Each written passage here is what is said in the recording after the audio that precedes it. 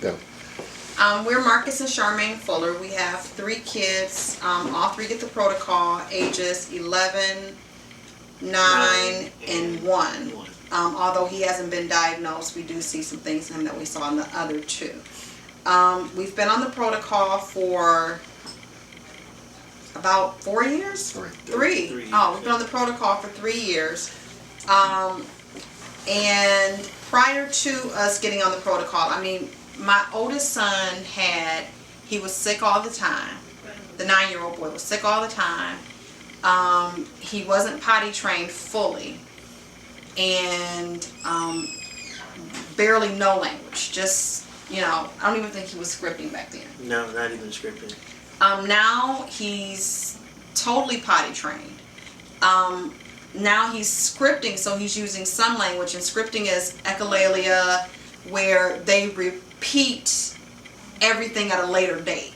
So versus them repeating you right then and there, it's like 2 weeks ago, from now, it'll be something to where it's like, dang, he remembered that. So he does that, but he also does use some language now.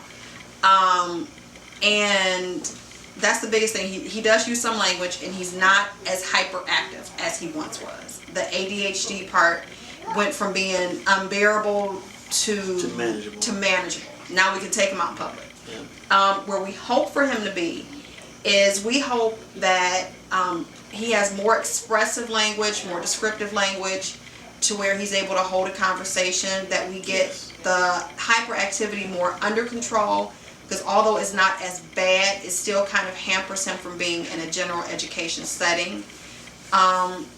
And we hope for his continued health. Overall, we're pleased with what we received since then. I think that we're definitely in a better place. Marcus is definitely in a better place. And, we speak mainly about Marcus. That's our 9-year-old that Charmaine talked about a little bit earlier.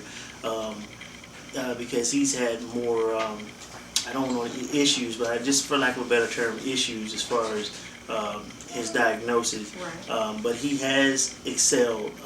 And like I said, overall, he's in a better spot than he was 3 years ago, and he's getting better. And I think that's the big thing. We touched on it, and I'll briefly just say it. The one thing that I find is interesting, we have to take ourselves out of it, the embarrassment or how they may act in public, and not focus so much on how people look at us, because that's what people do. They see your kid acting out, and they go, well, what are you doing? Why are you allowing this to happen?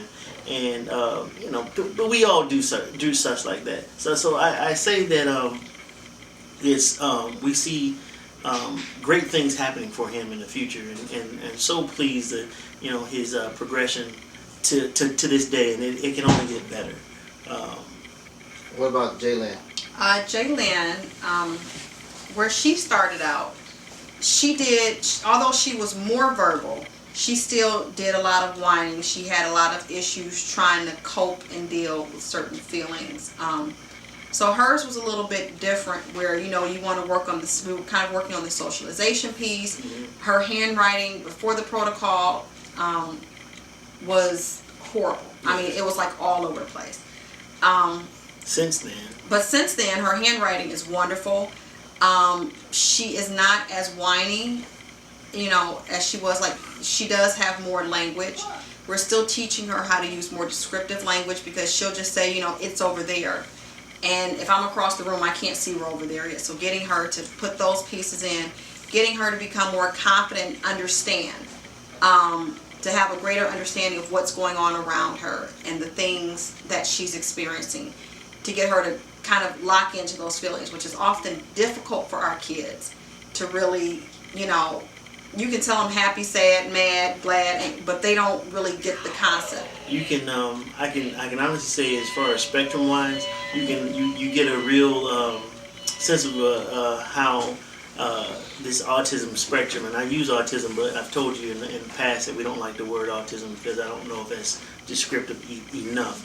But you get a sense of how one kid differs from the other based on our household. And right. You look at Jalen, who's our social butterfly, but there's things like she said that she has to be able to describe what she's feeling, or to be able to tell you in words rather than whining or getting really emotional.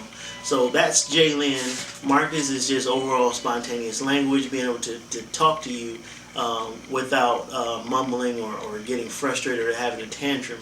But like you say, in the 3 years that we've met Walter and Carmen, and we've been on their protocol, it's amazing. I don't even know if amazing is even fair. But just say that I'll just say that it's amazing, and I see big things happen in the future. Whereas in the past, just dealing with me, not my wife, because she was the one that jumped on it right on board, and I had to deal with the fact that, okay, am I gonna have to put my kids in a group home? Well, don't want to do that. Now I'm in a position where no, group home's not even in the question now. It's not even part of the conversation, because we're just that. We're ecstatic. We see these big things happening because we're no longer lost or feeling hopeless. It's just an awesome experience, and I'm just amazed, and I look forward to. How difficult was the protocol, and was it affordable or not? It was affordable because you're able to break things up and stagger them, and that's kind of what I do. I didn't start off getting all the supplements at once because we financially couldn't. Right. So you start off with the probiotics, and then you kind of build